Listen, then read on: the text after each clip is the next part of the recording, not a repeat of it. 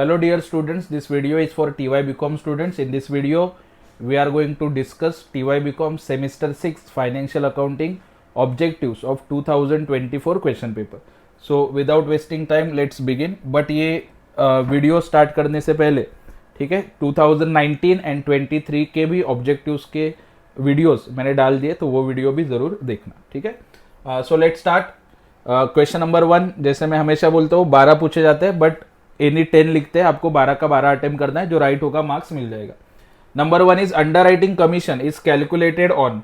Under writing commission किसके ऊपर calculate करोगे? Issue price, net liability value, marked application value, firm underwriting value.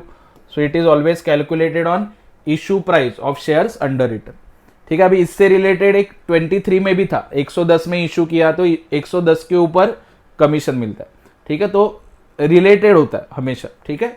तो इसके लिए पहले के क्वेश्चन पेपर के ऑब्जेक्टिव्स के वीडियो मैंने बनाए, वो देखना जरूरी है। Issue price of shares under return, उसके ऊपर कमीशन कैलकुलेट होगा।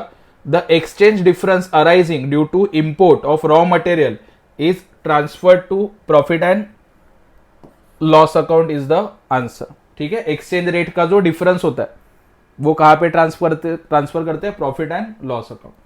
उसके बाद in amalgamation as a merger all the assets and liabilities of vendor company, मतलब जो अपना बिजनेस सेल करेंगे, वेंडर या फिर selling company, become the assets and liabilities of transferee company. Transfer या फिर परचेसिंग कंपनी हम लोग उसको बोलते हैं, ठीक है। Preferential creditors are included in. Preferential creditor कौन से लिस्ट में आते हैं?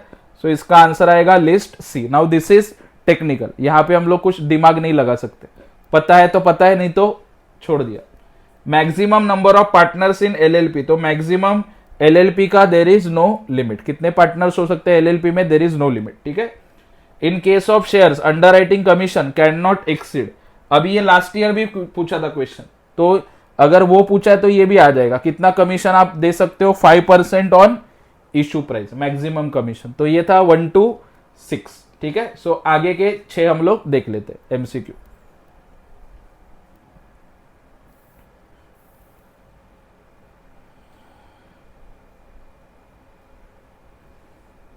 ओके, देख लो। सबसे पहले designated partners must obtain DPIN from. DPIN किससे ऑब्टेन करते हैं डेजिग्नेटेड पार्टनर्स? तो इसका आंसर आएगा सेंट्रल गवर्नमेंट, ठीक है। आगे, the case of compulsory winding up statement of affairs is sent to. Compulsory winding up का स्टेटमेंट देना पड़ता है ऑफिशियल लिक्विडेटर को। लिक्विडेटर का मतलब आपको पता होगा, ठीक है, जो गवर्नमेंट अपॉइंट करता है, फिर कोर्ट अपॉइंट करता है आपका बिजनेस लिक्विडेट करने के लिए। तो इसका आंसर आएगा official liquidator. Number 9, non monetary items are valued at. Non monetary items कौन सा वैल्यू लोगे? Historical cost. On amalgamation preliminary expenses in balance sheet of vendor company are debited to. तो ये भी लास्ट टाइम हुआ था, miscellaneous expenditure, fictitious asset, ऐसे पूछा था। तो वो कहां पे ट्रांसफर करते हैं? इक्विटी शेयर होल्डर्स अकाउंट में। इसके लिए मैं हमेशा बोलता हूं कि नॉट नेसेसरी कि जो मैंने वीडियो बनाया वो आएगा, बट 50% तो सिमिलर आएगा, ठीक है। उसके बाद number 11, the asset which is not taken under net asset method of calculation of purchase consideration is discount on issue of shares. Loose tools हम लोग लेते हैं, फर्नीचर लेते हैं, बिल्स रिसीवेबल लेते हैं, एसेट टेक ओवर कैलकुलेट करते हो परचेस कंसिडरेशन। लेकिन discount on issue of shares हम लोग नहीं लेते, क्योंकि वो कहां पे ट्रांसफर करते हैं? Again equity share holders account में। तो जो नहीं लेते वो हम लोग को ढूंढना है। Number 12, average rate is the rate which is balance sheet date. Balance sheet date का जो रेट होता है उसको तो क्लोजिंग रेट बोलते हैं। Proportionate between two currencies, rate at which asset could be exchange. तो इसका आंसर आएगा the mean of exchange rate. Mean का मतलब ही एवरेज होता है, ठीक है। तो इसका आंसर आएगा बी। तो ये हो गया आपका पूरा 12 एमसीक्यू। ओके, चलो आगे बढ़ते हैं। इसके साथ में पूछा था ट्रू और false, that we will discuss.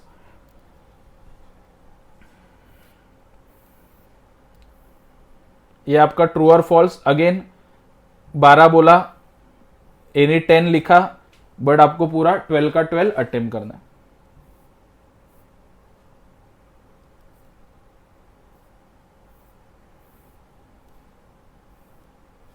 Clarity का इश्यू लग रहा है, आ जाएगा क्लैरिटी, ठीक है। दिख तो रहा है, विजिबल है। First one, designated partners are like directors of company, so this is true. जैसे कंपनी में डायरेक्टर्स होता है, एलएलपी में क्या होता है, designated partners.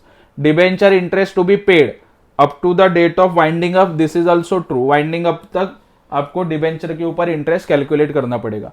The exchange rate difference in case of export sale should be transferred to sales account, this is false. Difference कहां पे डालते हैं हम लोग, एफईएफ अकाउंट में, foreign exchange fluctuation account. In partial underwriting only 2 persons underwrite the issue, so this is false. ये 2019 में भी आ चुका है, अगर आपने पुराने वीडियोस देखे होंगे 19 और 23 के। इसके लिए मैं बोलता हूं पूरा नहीं आएगा भाई, 10 मार्क के लिए आएगा। अभी देखो अगला, inventory is a monetary item, false. पिछले 23 के पेपर में ही हम लोगों ने देखा था, इन्वेंटरी मतलब स्टॉक, और स्टॉक कौन सा आइटम है, नॉन मॉनिटरी। यहां पे क्या लिखा है, monetary, so this is false. ठीक है। On amalgamation payment of liquidation expenses does not form part of purchase consideration, so this is true. Amalgamation में एक्सपेंस काउंट नहीं होगा पीसी कैलकुलेट करते वक्त। Scheme of amalgamation requires approval by 75% of shareholders of every company involved. So this is also true. Shareholders का permission लगेगा. Next, number 8, LLP agreement must specify the contribution of partners. So this is true. कितना contribution किया वो पता होना चाहिए. Number 9, reporting currency is the Indian rupee used for presentation of financial statements, this is false. Not necessary कि हर जगह पे इंडियन रुपीज ही यूज हो, उस कंट्री में उसका, यूएस में तो डॉलर्स यूज होगा, यूएस डॉलर, ठीक है, यूके में तो पाउंड यूज होगा, तो नॉट नेसेसरी कि हमेशा इंडियन रुपी हो, इसके लिए फॉल्स है। Underwriting commission is calculated on face value of shares, this is false. Again ये भी रिपीट हो रहा है, देखो कमीशन किसके ऊपर कैलकुलेट करते हैं, इश्यू प्राइस के ऊपर, ना के फेस वैल्यू के ऊपर। ठीक है। कैपिटल रिजर्व और goodwill can arise in pooling of interest method, so this is false. In compulsory winding up remuneration of the liquidator is fixed by court, yes true. Liquidator का remuneration कौन fix करता है, court. तो ये हो गया आपका 12 ट्रू और फॉल्स फ्रॉम 2024 क्वेश्चन पेपर। इसी तरीके से 2019 एंड 23 का भी क्वेश्चन पेपर बनाया हुआ है, ठीक है, उसका ऑब्जेक्टिव्स भी पढ़ लेना।